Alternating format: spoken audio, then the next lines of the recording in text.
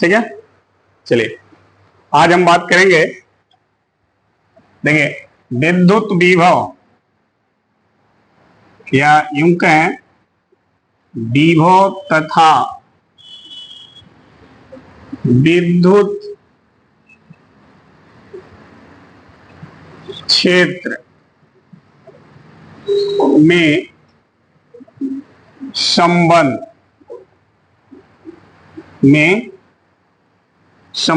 इसी को दूसरे शब्दों में पूछा जाता है विभव प्रवणता तथा विद्युत क्षेत्र में संबंध। विभव प्रवणता तथा विद्युत क्षेत्र में संबंध। ठीक है, ध्यान दीजिएगा, दो नाम से ये प्रश्न पूछने का चांस बनता है। एक, विभव तथा विद्युत क्षेत्र में क्या संबंध होता है, स्पष्ट कीजिए, या विभव तथा विद्युत क्षेत्र में, ठीक है, संबंध को लिखिए। या प्रश्न बन जाता है विभव प्रवणता तथा विद्युत क्षेत्र में क्या संबंध होता है, स्पष्ट कीजिए या उसे लिखिए। ठीक है, दोनों का अर्थ एक ही है, ध्यान दीजिएगा। अब इन दोनों के बीच हम रिलेशन कैसे प्रूफ करेंगे कि विभव और विद्युत क्षेत्र में क्या रिलेशन होता है, तो इसके लिए हम दो समविभव पृष्ठ की यहां पर कल्पना करेंगे। मान लेते हैं एक समविभव पृष्ठ ये है, एक समविभव पृष्ठ ये है, ठीक है। इससे कुछ दूरी पर एक दूसरा समविभव पृष्ठ है, ये दूसरा समविभव पृष्ठ है, ठीक है। दो समविभव पृष्ठ यहां पर हैं। इस वाले समविभव पृष्ठ को पर हम एक बिंदु ले लेते हैं और इसका जो है हम नाम दे देते हैं ए, और इस वाले बिंदु पर, इस वाले पृष्ठ पर हम एक दूसरा बिंदु ले लेते हैं बी, ठीक है। दो समविभव पृष्ठ हैं, दोनों पर एक एक बिंदु हमने लिया है ए और बी। ये जो समविभव पृष्ठ है, ये नीचे वाला जो समविभव पृष्ठ है, इसके हर बिंदु का विभव कितना है, V वोल्ट, और ये जो समविभव पृष्ठ है इसके हर बिंदु का विभव V माइनस डेल्टा V है। ऐसा क्यों? क्योंकि ये जो समविभव पृष्ठ है इस पृष्ठ से इसकी दूरी कितना है, डेल्टा x है। कितना है, डेल्टा x है, यानी दोनों समविभव पृष्ठों के बीच की दूरी डेल्टा x है। तो अगर इस पृष्ठ के हर बिंदु का विभव V वोल्ट है तो इस पृष्ठ के हर बिंदु का विभव V वोल्ट नहीं हो सकता, क्योंकि जैसे दूरी बढ़ती है तो विभव क्या होता है, घट जाता है, पता है ना। तो इसका विभव इससे अलग होगा और वो भी अलग में कम होगा, बढ़ेगा नहीं, क्या होगा, कम होगा। अगर ये V वोल्ट है तो इससे डेल्टा x दूरी पर ये है तो यहां पर विभव V माइनस डेल्टा V हो जाएगा। क्लियर? अब देखिएगा, अगर इस पूरे पृष्ठ का विभव V है तो इसी पर ये बिंदु B है, तो B का भी विभव क्या होगा, V ही होगा। और इस पूरे पृष्ठ का विभव V माइनस डेल्टा V है और इसी पृष्ठ पर बिंदु A है तो उसका भी विभव V माइनस डेल्टा V होगा। यानी जो पॉइंट A है उसका विभव VA किसके बराबर होगा, V माइनस डेल्टा V, और ये जो पॉइंट है B, इसका विभव VB बराबर होगा V वोल्ट। समझ में आई बात? अब देखिए, ये अधिक विभव है और ये कम विभव है। अब विद्युत क्षेत्र की दिशा क्या होगी? अगर ये विभव है तो यहां पर विद्युत क्षेत्र भी होगा, लेकिन उस विद्युत क्षेत्र की दिशा क्या होगी? तो अगर आवेश दिया होता है, चाहे धन आवेश या ऋण आवेश, तो हम तुरंत बता देते हैं कि विद्युत क्षेत्र की दिशा धन आवेश है तो बाहर की ओर, ऋण आवेश है तो अंदर की ओर। लेकिन यहां पर कहीं आवेश नहीं दिया है, यहां पर केवल विभव दिया है और एक विभव अधिक है, एक विभव कम है, इतना ही दिया है। इस विभव के आधार पर आपको विद्युत क्षेत्र ज्ञात करना है, यह विद्युत क्षेत्र की दिशा ज्ञात करनी है। विद्युत क्षेत्र की दिशा क्या होगी, इसके लिए थोड़ा सा आप यहां पर समझें। मान लीजिए ये कोई आवेश है Q कूलाम का, पॉजिटिव आवेश है। इस आवेश से r दूरी पर अगर यहां एक बिंदु लें तो यहां पर विभव, मान लीजिए पॉइंट ए है, तो यहां पर विभव v वोल्ट, ठीक है। इस बिंदु से थोड़ा सा और आगे बढ़े, यहां पर आ जाएं, जिसे हम डेल्टा x दूरी आगे बढ़ जाएं, तो यहां पर विभव इससे अधिक होगा या कम होगा, कम होगा। यानी आगे की तरफ जैसे जैसे आप बढ़ेंगे विभव क्या होगा, कम होता चला जाएगा, सही है। इस दिशा में विभव क्या हो रहा है, भी क्या हो रहा है, घट रहा है, क्या हो रहा है, घट रहा है, सही है, भी घट रहा है इस दिशा में। तो अब देखिए धन आवेश के कारण विद्युत क्षेत्र की दिशा किधर होती है, बाहर की ओर। यानी जिस दिशा में विभव घटेगा वही दिशा विद्युत क्षेत्र की होगी, सही है। जिस दिशा में विभव घटता है उसी दिशा में विद्युत क्षेत्र होता है, क्लियर।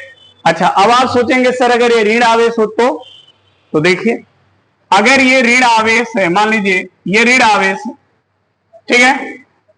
ऋण आवेश के कारण r दूरी पर यहां एक बिंदु A है और वहां पर विभव क्या है, v वोल्ट। दूरी आगे बढ़ाएं, यहां पर डेल्टा x कर दें, यहां पर आए तो विभव क्या होगा, घटेगा, घटेगा कि नहीं घटेगा, घटेगा, क्योंकि जैसे जैसे दूरी बढ़ेगी विभव कम होगा। और देखिए इधर विभव क्या होगा, क्या होगा, ज्यादा होगा। अब समझने वाली बात है, चूंकि ये ऋण आवेश है तो ये सभी विभव क्या होंगे, माइनस होंगे, क्या होंगे, माइनस होंगे। अब आप हमको ये बताएं कि ये कम होगा कि ये कम होगा, कौन इसमें ज्यादा होगा, ज्यादा कौन होगा। देखिए ये भी कम में है, मान लीजिए अगर ये 4 वोल्ट निगेटिव है तो ये कितना आया, 3 वोल्ट निगेटिव।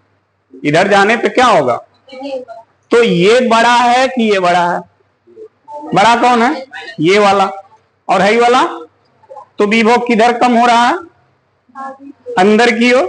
विभव किधर कम हो रहा है, अंदर की ओर विभव कम हो रहा है। और ऋण आवेश के कारण विद्युत क्षेत्र भी किधर होता है, अंदर की ओर।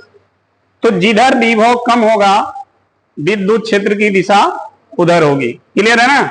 अगर ऋण आवेश है तब भी देखिए विभव किधर कम हो रहा है, अंदर की ओर, तो विद्युत क्षेत्र भी देखिए अंदर की ओर। धन आवेश है, विभव किधर कम हो रहा है, बाहर की ओर, तो विद्युत क्षेत्र की दिशा भी देखिए बाहर की ओर।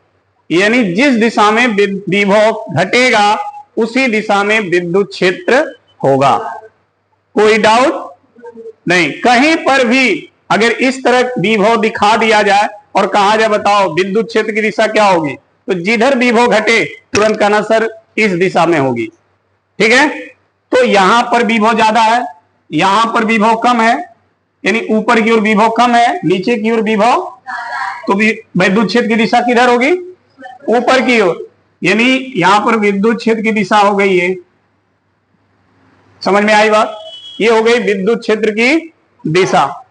अब अगर इस पॉइंट पर, यहां पर अगर हम एकांक कूलाम का आवेश रख दें यहां पर, तो इस विद्युत क्षेत्र के कारण उस आवेश पर बल कार्य करेगा, करेगा कि नहीं करेगा।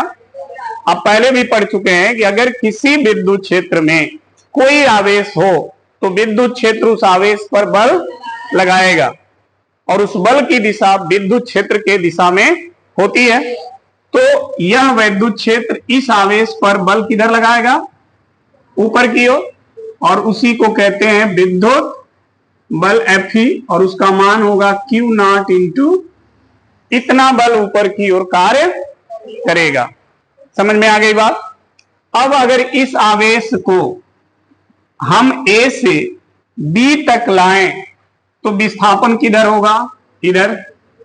विस्थापन किधर होगा, नीचे की ओर। और बल किधर लग रहा है? बल भी कौन सी राशि है? सदिश। बल कौन सी राशि है? विस्थापन कौन सी राशि है?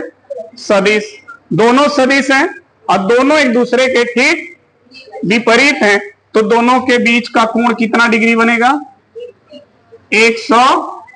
दोनों के बीच का जो कोण है ये वो कितना बना? 180 डिग्री। समझ में आ गई बात? अगर हम आवेश ए को, इस क्यू नॉट कूलाम के आवेश को ए से बी तक लाएं तो कितना कार्य करना पड़ेगा? अगर क्यू नॉट कूलाम के आवेश को ए से बी तक लाएं तो कितना कार्य करना पड़ेगा? तो लिखेंगे क्यू नॉट कूलाम के आवेश को, क्यू नॉट कूलाम के आवेश को ए से कहां तक? बी तक लाने में किया गया कार्य। ठीक है, क्यू नॉट कूलाम के आवेश को ए से बी तक लाने में किया गया कार्य। तो ए से बी तक ला रहे हैं ना, तो कार्य हो जाएगा ए टू बी, और कार्य बराबर होता है, कार्य का सूत्र क्या होता है? बल गुणे विस्थापन। बल सदिश, विस्थापन भी सदिश।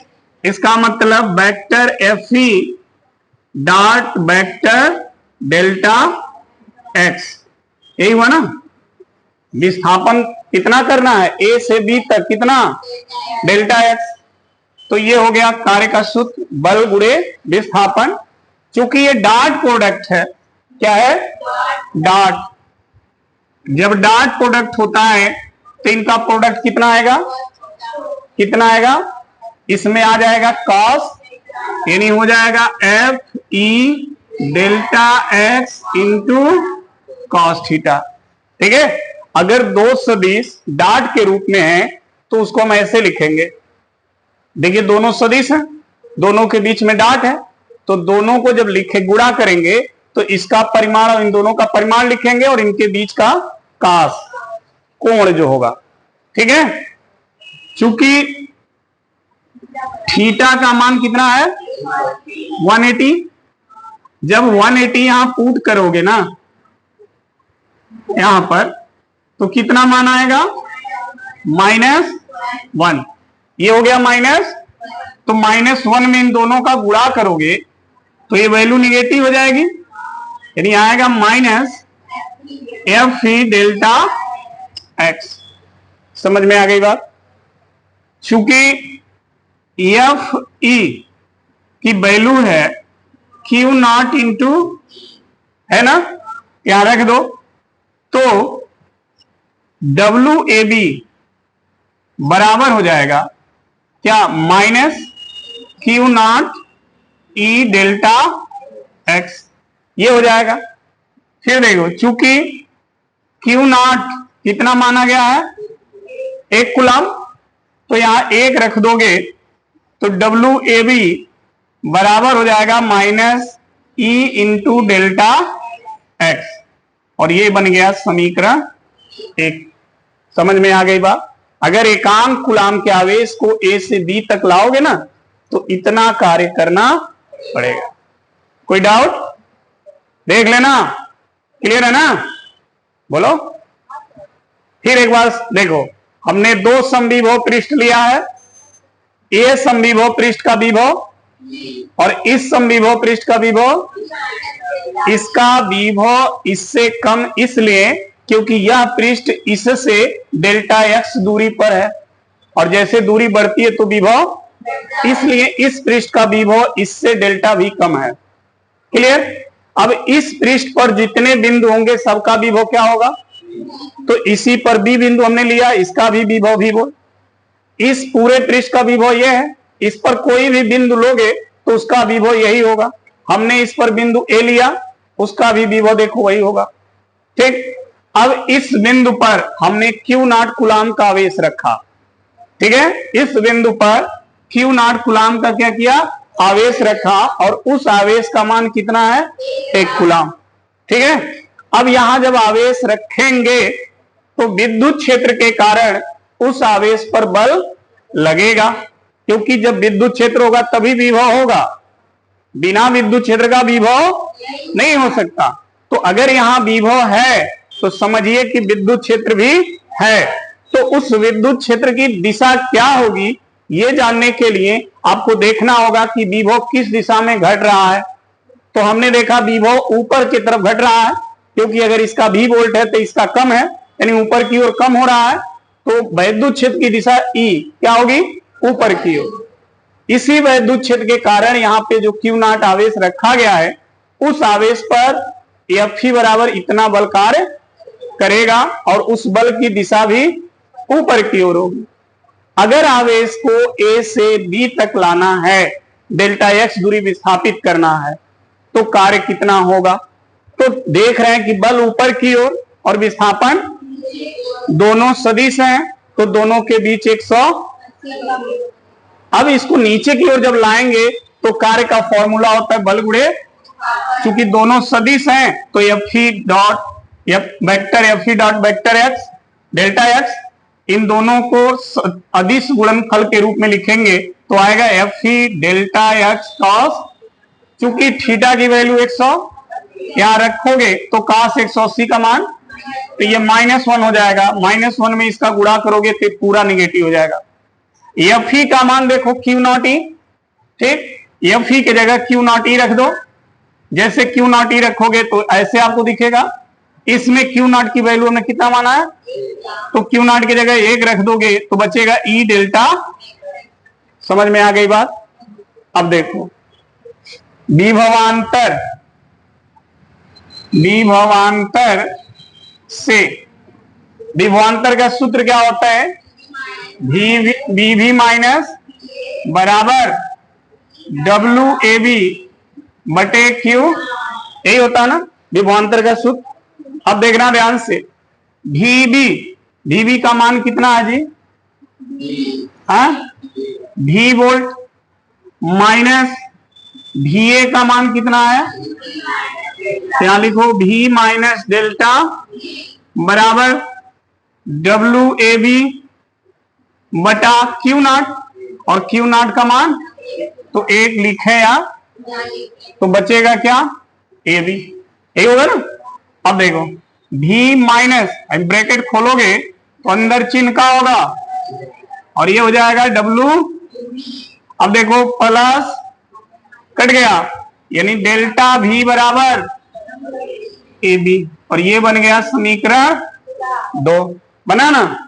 समीकरण 1 और 2 से, समीकरण 1 और 2 से, दोनों समीकरण को ध्यान से देखो, दोनों का वन साइड देखो इक्वल है, तो अदर साइड जो है वो भी क्या होगा, इक्वल होगा। क्या होगा, ठीक है, माइनस और डेल्टा एक्स को उधर भेज दो, इधर क्या बचेगा, और माइनस उधर गया तो माइनस डेल्टा और आई एक्स आ गया। इसे बोलते हैं विभव प्रवणता, यही ना विभव प्रवणता का सूत्र, और ये हो गया ई। तो विद्युत क्षेत्र और विभव प्रवणता में संबंध आया, इसी को विद्युत क्षेत्र और विभव में भी संबंध कहते हैं। देखो इसमें विभव है, ठीक है। तो अगर प्रश्न आता है कि विभव प्रवणता और विद्युत क्षेत्र में संबंध स्पष्ट कीजिए, या प्रश्न आता है विभव और विद्युत क्षेत्र में संबंध बताइए, ठीक है, तो दोनों कंडीशन में आप यही करेंगे। कोई डाउट, ठीक है।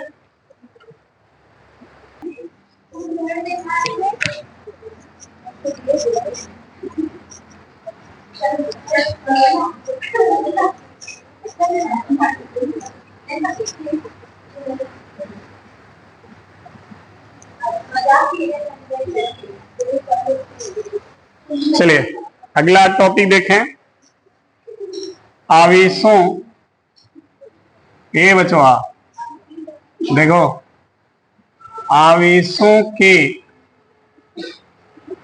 निकाय की स्थितिज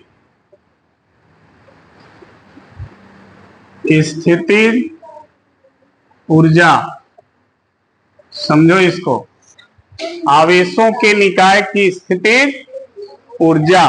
देखो यहां पर स्थितिज ऊर्जा की बात होगी, लेकिन किसकी? आवेशों से बने निकाय की। कोई निकाय, कोई सिस्टम कई आवेशों से मिलकर के एकदम क्या है, बना हुआ है, तो सभी आवेशों से बने उस निकाय की कितनी स्थितिज ऊर्जा हो सकती है, ये हमें यहां पर कैलकुलेट करना है या हमें इसे समझना होगा। तो देखिए, जब कई आवेशों को मिला करके अगर एक निकाय बना है और उसकी उस स्थितिज ऊर्जा हमको जाननी है, तो सभी आवेशों को अनंत पर ले जाइए और अनंत से उनको बारी बारी उनके उचित स्थान तक ले आइए।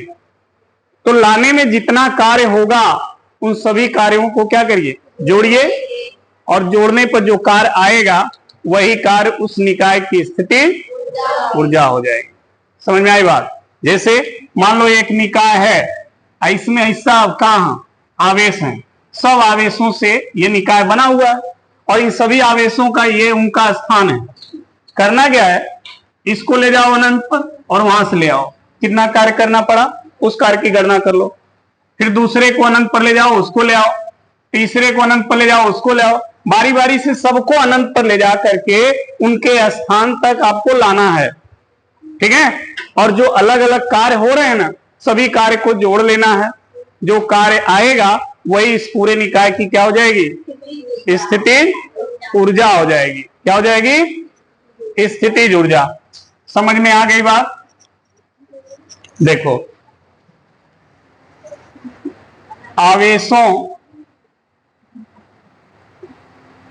आवेशों से बने निकाय की स्थितिज ऊर्जा, ठीक है, उन आवेशों को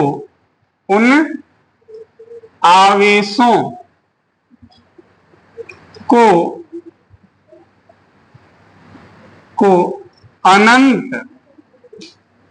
से उनके स्थान तक लाने में किए गए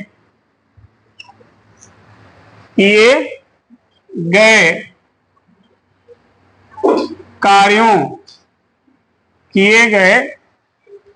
उनके स्थान तक लाने में किए गए अलग अलग कार्यों का कुल, कार्यों के कुल योग के क्या होता है, बराबर होता है। समझ में आई बात? देख लो, आवेशों से बने निकाय की स्थितिज ऊर्जा जो होती है, करना क्या है, उन आवेशों को, जिन आवेशों से वो निकाय बना है, उन आवेशों को अनंत से उनके स्थान तक लाने में जो किए गए अलग अलग कार्य होंगे, उन कार्यों के कुल योग के बराबर होता है। समझ में आ गई बात? अब हम मान लें कोई निकाय दो आवेश से बना है। ऐसा कोई निकाय हो जो केवल दो आवेशों से बना हो, तो उस निकाय की कुल स्थितिज ऊर्जा कितनी होगी? कोई निकाय तीन आवेशों से बना हो तो उसकी कुल स्थितिज ऊर्जा कितनी होगी? कोई निकाय चार आवेशों से बना हो तो उसकी कुल स्थितिज ऊर्जा कितनी होगी? समझ में आ गई बात? तो एक एक बारी बारी से हम समझेंगे इसको। पहला देखिए, इसमें दो आवेशों से बने निकाय दो आवेशों से बने निकाय की स्थितिज ऊर्जा। समझ लेना, दो आवेशों से अगर कोई निकाय बन रहा है तो उसकी स्थिर ऊर्जा कितनी होगी।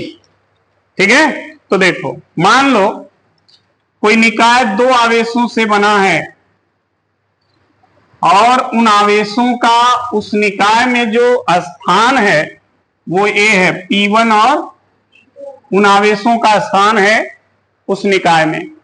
ठीक है, और ये स्थान मूल बिंदु के सापेक्ष, ये जो स्थान है इनकी मूल बिंदु के सापेक्ष स्थित सदिश वेक्टर R1 व वेक्टर R2 है। ठीक है, अब दोनों आवेशों को बारी बारी से अनंत से इनके स्थान तक क्या करेंगे, लाएंगे और देखेंगे हम कितना कार्य करना पड़ा। उन दोनों कार्य को जोड़ेंगे तो इन दोनों आवेशों से बना जो निकाय होगा ना उसकी स्थितिज ऊर्जा निकल जाएगी। समझ में आ गई बात। अब देखो, इसको समझने के लिए छोटा सा एक कहानी समझो। देखो, एक ये कोई स्थान है जहां पर फंक्शन हो रहा है। ठीक है, फंक्शन में लोग खूब खा पी करके पत्तल ऐसे जगहों पर फेंक दिए। ऐसे देखना ध्यान से, दो जगह है जहां पर पत्तल को फेंका गया है। ठीक है, अब एक कुक्कुर आता है पत्तल खाने। कौन आएगा? आदमी थोड़ी ना आएगा। कौन आएगा? कुत्ता। ठीक है, जब वो कुत्ता आएगा यहां पर तो क्या उसको कोई कार्य करना पड़ेगा? नहीं। क्यों नहीं?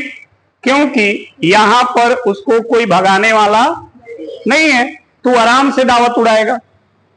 कोई कार्य करना पड़ेगा? कार्य कब करना पड़ता है? जब कोई विरोध करे। जब विरोध होता है तभी तो कार्य करते हैं। कोई सामान उठा के ले जाते हो, कहते बहुत काम किए, एकदम थक गई लौटी, मम्मी कही हाई बाकस उठा के हे कमरा से हो कमरा में रख दो। अरे बाप हो बाप, बड़ी काम कैली मम्मी आज, कहते हो ना। मतलब वो बाकस को उठा के दूसरे कमरे में जब ले जाते हो तो वो बाकस आपका विरोध करता है न्यूटन के जड़त्व के अनुसार। वो चाहता है कि हम जहां हैं वहीं रहें। ठीक है, वो आपका विरोध करता है, इसीलिए तो आप बल लगाकर उसको यहां से वहां ले जाते हो। समझ में आ गई बात। तो जब कोई विरोध करेगा तभी कार्य होता है। समझ में आया? नहीं तो कह देते हैं बाकस हे कमरम से हो कमरम चल जा, चल जाता ना। हाँ, हमको कार्य नहीं करना पड़ता लेकिन उठाना पड़ता है। इसका मतलब वो हमारा विरोध कर रहा है। समझ में आ गई बात। क्योंकि न्यूटन ने कहा था जड़त्व में जो वस्तु जिस अवस्था में है वो उसी अवस्था में रहना, तो बाकस भी जहां है वो उसी तरह रहना चाहता है। लेकिन हमको ऑर्डर मिला कि इसको उठा के वहां रखो, तो हम उठा के जब ले जाएंगे तो उसके विरुद्ध क्या करते हैं? कार्य करते हैं। लेकिन यहां पर ई कुकुरा को कोनो काम नहीं करना है, क्योंकि यहां पर उसका विरोध करने वाला कोई नहीं है। तो आराम से आकर के यहां पर दावत उड़ा रहा है। लेकिन सोचो, सडनली दूसर का कुकुर आ गया। अब बताओ, दूसरे वाले को कार्य करना पड़ेगा कि नहीं करना पड़ेगा? हाँ, जब हाई आएगा ना तो हाई जो खा रहा है उस समझ रहा सब हमारे दादक है। ये पूरा अपना क्षेत्र बना लिया कि सब पर हमारा हक है। और जैसे दूसरे का एंट्री मारेगा फिर लड़ाई शुरू। यानी दूसरे वाले को कार्य करके खाना पड़ेगा। ठीक है, अगर कमजोर पड़ा तो भाग गया, और ना ही थोड़ा मजबूत है तो रोटी वोट के पाए कई के खाएगा। यानी उसको काम करना पड़ेगा। समझ में आ गई बात। सेम प्रोसेस यहां देखो, जब पहले आवेश को अनंत से यहां पर लाओगे ना, पहले आवेश को, तो कोई कार्य करना नहीं पड़ेगा, क्योंकि इस आवेश का विरोध करने वाला वहां पर कोई नहीं है। कोई नहीं होने का मतलब वहां पर ना तो कोई वैद्युत क्षेत्र है पहले से और ना ही वहां पर विभव है, तो इसका विरोध करने वाला कोई नहीं है। तो पहला आवेश जब आएगा अपने स्थान पर अनंत से, तो उसको कोई कार्य करना नहीं पड़ेगा, समझे, एकदम पहला वाले की तरह, ठीक। लेकिन जब यहां आ जाएगा ना तो समझ जाएगा इस सब एरिया हमारा है, तुरंत इस वाले पॉइंट को भी अपने एरिया में ले लेगा। समझ में आ गई बात? यानी यह तुरंत इस वाले पॉइंट पर विभव उत्पन्न कर देगा। तो ये पॉइंट इससे कितनी दूरी पर है? R12, 1 से 2, तो R12 दूरी पर है, तो तुरंत खड़ाक से इस पर अपना विभव V1 उत्पन्न कर देगा और उस विभव का मान होगा KQ1/R1। यही होगा ना, किसी आवेश के कारण किसी दूरी पर विभव का फॉर्मूला क्या होता है? KQ/R। तो यहां पर R क्या है? R12 है, विभव उत्पन्न कर दिया।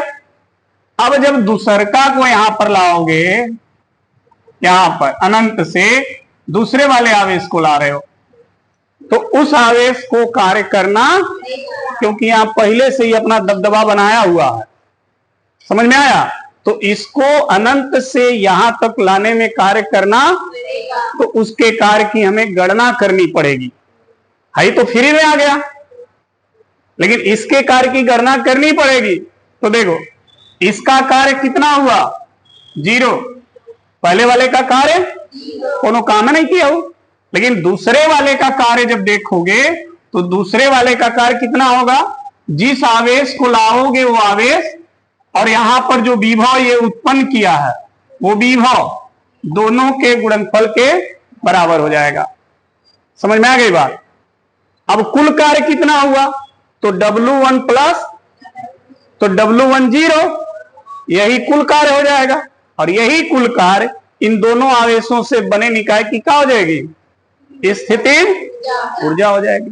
कहानी समझ में आया? क्लियर हुए? बोलो जी, समझ में आ गया ना? तो दो आवेशों से बने निकाय की स्थिर ऊर्जा ऐसे ही निकालेंगे।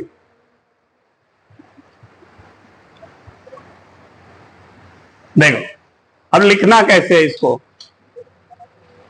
माना दो आवेश Q1 व Q2 से बने निकाय में इनके स्थान क्या है? P1 व P2 हैं, जिनका मूल बिंदु है ना, मूल बिंदु है, मूल बिंदु O के सापेक्ष स्थित सदिश क्या है? वेक्टर व वेक्टर R2 है, ठीक है। वेक्टर R1 व वेक्टर R2 है। Q1 आवेश को अनंत से P1 तक लाने में किया गया, Q1 आवेश को अनंत से P1 तक लाने में किया गया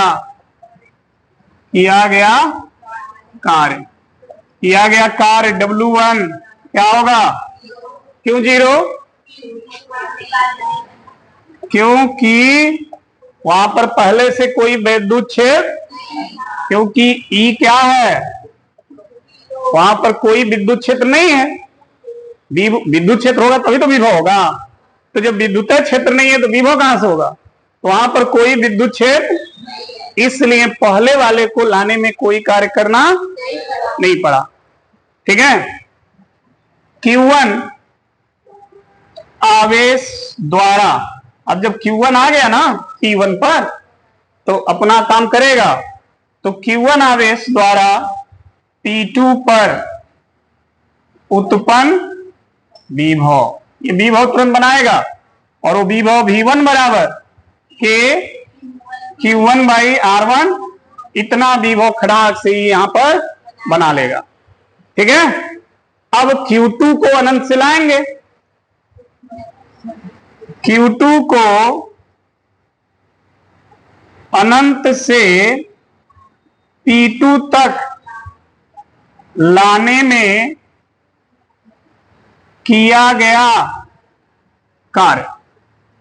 ठीक है, तो W2 बराबर कार्य कितना होगा, लाया गया आवेश गुणे विभव, जो वहां पर विभव है, तो Q2 इंटू V1, W2 बराबर Q2 और V1 का मान है K1 Q1 R1, यही है, गुणा कर लो तो आ जाएगा K1 Q1 Q2 by R1, यानी दूसरे आवेश को लाने में किया गया कार्य इतना जूल हो गया।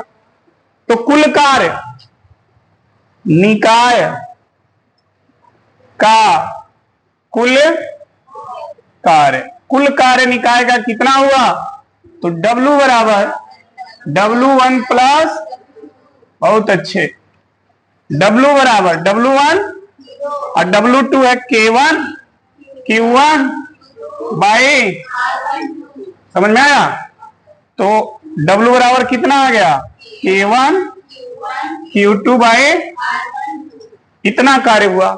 चूंकि कार्य ही क्या है, स्थिति ऊर्जा है, चूंकि W ही क्या है, स्थिति ऊर्जा U है, इसी ऊर्जा को किससे प्रदर्शित करते हैं, U से, तो W ही क्या है, U है, W का है U। ठीक है, इसका मतलब U बराबर K1 Q1 Q2 बाई, तो निकाय की सी ऊर्जा कितनी हो गई, इतनी जो। ठीक है, तो दो आवेशों से अगर कोई निकाय बना है तो उस निकाय की सी ऊर्जा ये होगी। समझ में आ गई बात, फिगर समझ में आ गया, फटाफट नोट कर डालो।